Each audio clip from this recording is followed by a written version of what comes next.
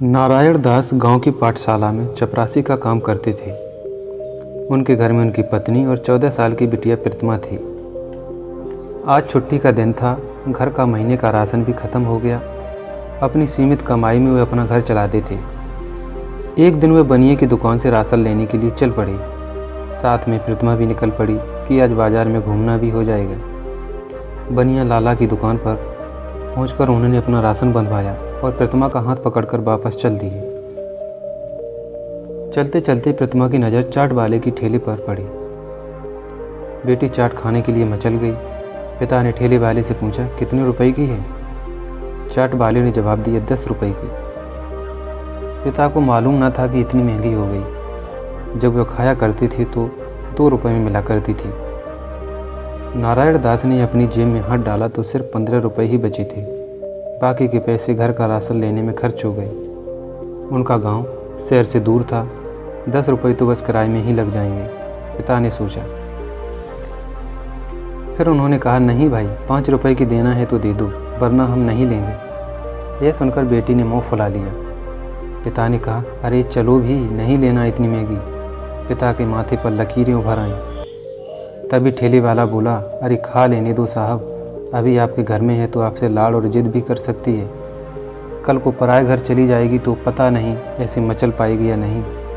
तब आप भी तरसेंगे बिटिया की ख्वाहिश पूरी करने के लिए। चाट वाले के ये शब्द पिता को चुभने लगे और उनको सुनकर पिता को अपनी बड़ी बेटी की याद आ गई, जिसकी शादी 3 साल पहले ही खाते पीते और पढ़े लिखे परिवार में की थी।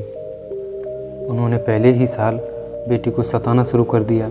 2 साल पहले तक वह मुट्ठी भर भर कर नोट उनके मुंह में ठूंसते रहे, पर लड़के वालों का पेट बढ़ता ही चला गया और अंत में एक दिन सीढ़ियों से गिरकर बेटी की मौत की खबर ही मायके तक पहुंची। आज नारायण दास छटपटाते हैं कि फिर उनकी बेटी उनके पास लौटकर आई तो चुन चुनकर उसकी सारी अधूरी इच्छाएं पूरी कर देंगे, पर वह अच्छी तरह जानते थे कि यह संभव नहीं है। चाट वाला बोला, दे दूं क्या बाबूजी? चाट वाले की ये आवाज़ ने पिता की तंद्रा तोड़ दी।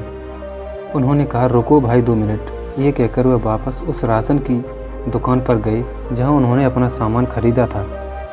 महीने के राशन में खरीदी हुई 6 किलो चीनी में से 1 किलो चीनी उन्होंने वापस कर दी, तो उनकी जेब में 40 रुपए हो गए। फिर पिताजी और बिटिया दोनों ठेले वाले के पास पहुँचे। पिता ने डबडबाई आंखें पूछते हुए कहा, अब खिला दे भाई इसे, और हाँ, तीखा जरा कम ही डालना, मेरी बिटिया बहुत नाजुक है। यह सुनकर बेटी की आंखों में चमक आ गई। उसने पिता का हाथ और भी कसकर पकड़ लिया। प्रतिमा आराम से खाती है और पिता की तरह मुस्कुराकर देखती है। पिता के चेहरे पर खुशी की चमक साफ साफ दिखाई दे रही थी। इसके बाद दोनों गांव जाने वाली बस में बैठ गए और अपने घर पहुंचे। माँ ने घर पहुंचते ही पूछा, क्या क्या खरीद कर लाए हो? पिता ने मुस्कुराते हुए कहा, महीने भर का राशन और बेटी की खुशी। मैं आशा करता हूँ आपको ये कहानी ज़रूर पसंद आई होगी। अगर पसंद आए तो नीचे कमेंट ज़रूर करें और अपने दोस्तों के साथ भी शेयर करें और मेरे चैनल को ज़रूर सब्सक्राइब करें।